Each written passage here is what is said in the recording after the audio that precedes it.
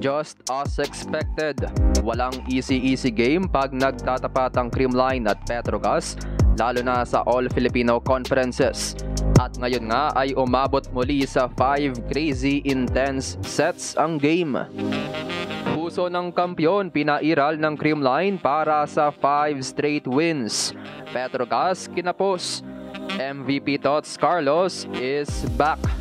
Pero bago yun mga ka-V-Heads, huwag kalimutang mag-subscribe at i-click ang notification bell para updated ka sa aking latest videos. Inabot ng 10:30 PM ang main game ng quadruple header sa pagitan ng Creamline at Petrogas.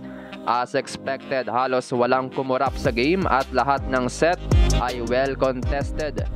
Pero panibagong strategy ang nanaig para sa Creamline ngayong bumalik na sa starting 6 si Captain Eliza Valdez habang ibinalik na rin si Tots Carlos sa kanyang original position sa opposite.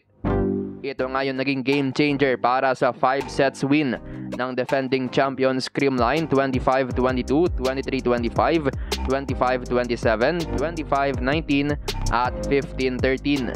Petrogas ang unang umabante sa umpisa ng game dahil sa ilang misreceptions ng Creamline at dahil na rin sa high percentage attacking ni ng Aiza Pontillas.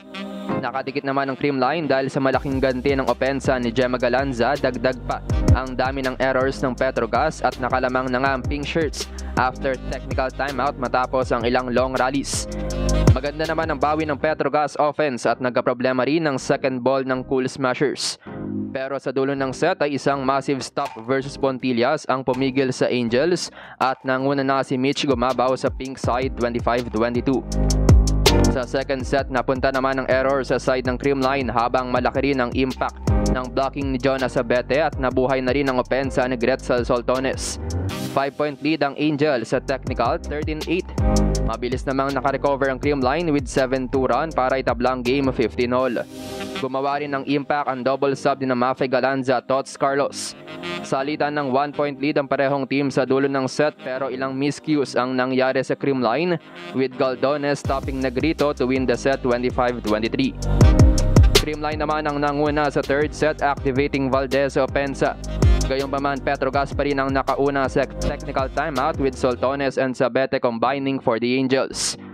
Halos same nga rin ang ending ng set dahil sa palitan ng lead. Sagutan sina Gumabaw at Soltones habang nagkaroon pa ng crucial at contested challenges with Petrogas winning the set 27-25. Habang sa fourth set, gumawa na ng major adjustment si Coach Sherwin ng Creamline, putting in Carlos, Bernardo and Pons. Tuloy pa nga rin yung heavy service ng Petrogas na nagpapahirap sa Creamline. Pero ang main difference ay ang MVP performance ni Tots Carlos, lalo na sa clutch sequences. Bumagal naman ang opensa ng Petrogas na leading sa first 3 sets. Habang nabuhayan naman si Pons sa latter part ng game, helping Carlos 25-19 Creamline. As expected, unang uminit ang Creamline sa set 5 led by MVP Carlos. Umangat sa 5-point lead ang kalamangan ng Creamline sa gitna ng set 9-4 with the help of Bernadette Pons and the impact of Lori Bernardo. Gumawa naman ng 6-2 run ng Petrogas with the emergence of Captain Chi Saet, 10-11. Tinapos ni Carlos ang game 15-13 at siya nga rin ang player of the game with 16 attack points. Ito nga ang unang beses na nabangko siya this conference dahil ibinalik na siya sa opposite position. Bagay na mas mukhang effective para sa defending champions.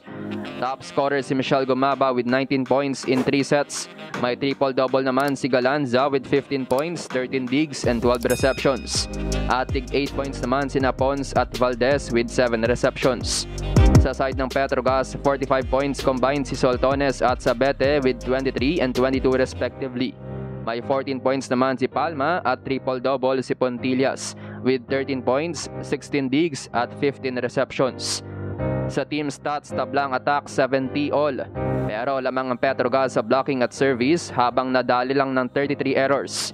Dinomina naman ng Creamline ang lahat ng non-scoring skills. Dahil sa panalo ng Creamline, tuloy ang winning streak nila this conference with 5 wins and no loss.